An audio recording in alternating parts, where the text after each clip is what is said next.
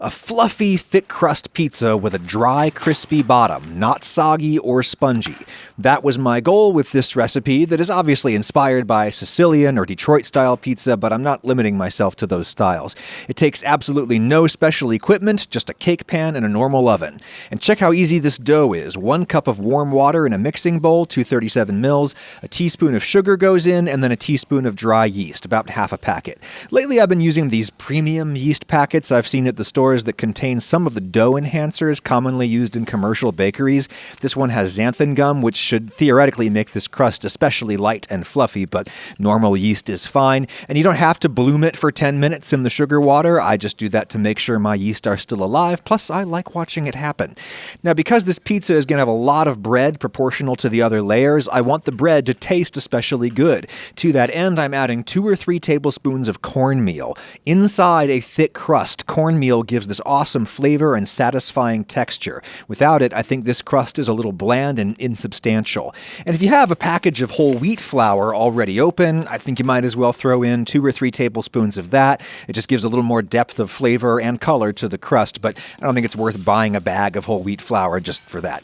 A little glug of olive oil in there, and then I'm doing 2 teaspoons of this coarse salt, maybe 10 grams. That's more salt than I'd normally use for this much pizza dough, but again, there's going to be proportionally less salty cheese on this than on a thin crust pizza, so the dough needs to be able to season itself. Now for bread flour, all-purpose flour would be fine, as much as I can easily stir in with a spoon, which will probably end up being about 1.5 cups, 200 grams maybe.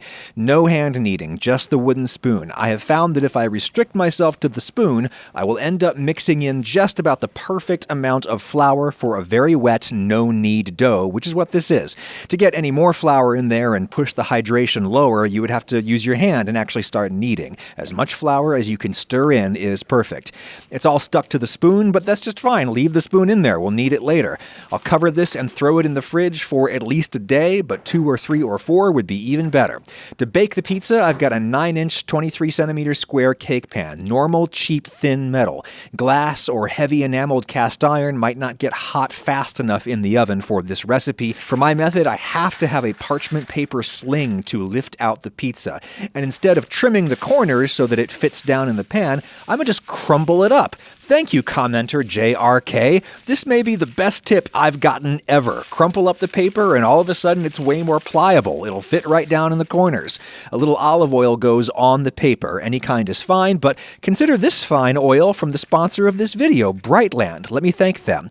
This is a beautiful extra virgin oil from a family-run heirloom olive farm in California. Most oils I've seen at the store are blends from lots of different global sources, and there's nothing inherently wrong with that, but it's hard to know exactly what you're getting, and there's reason to believe much oil on the market isn't quite what it claims to be. This one from Brightland is called Awake. It has those greener, pleasantly bitter notes that indicate high antioxidant levels. Indeed, there's the polyphenol count right there on the website.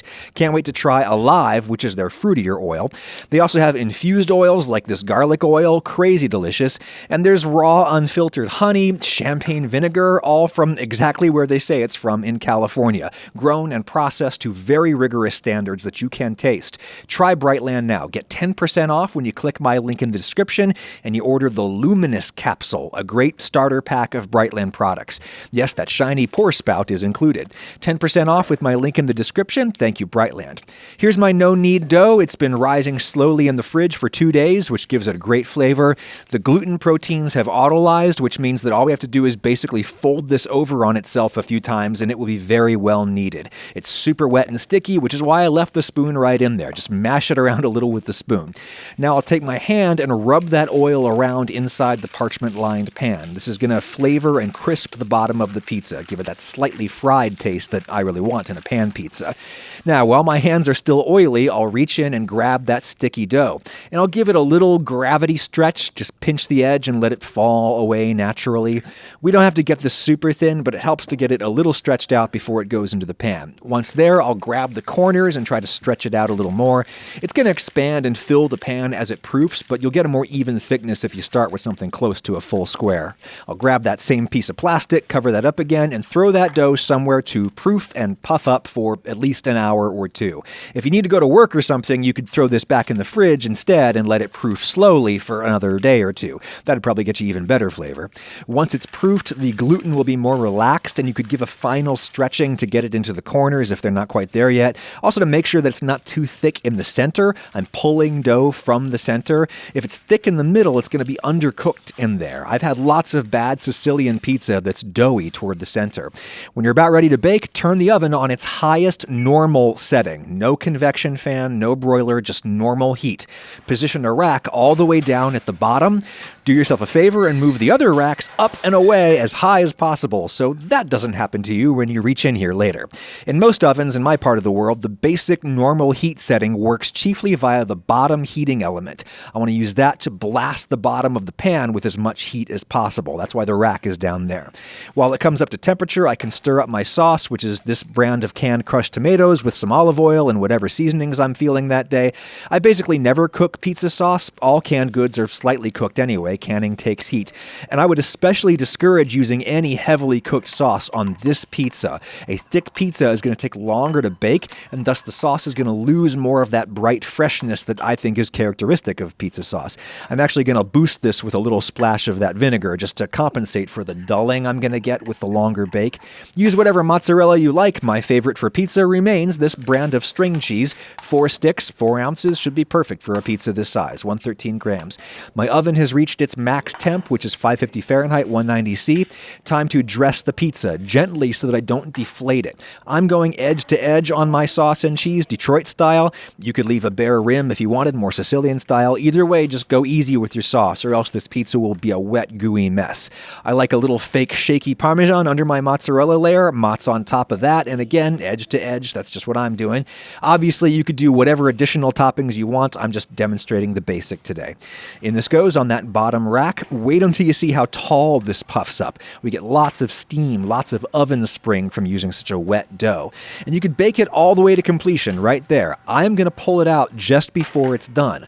That was 9 minutes in my oven. I'll let it cool and solidify for just a few minutes and then lift it out with the paper sling. Peel the paper off the bottom. This is much easier to do on a relatively small pizza.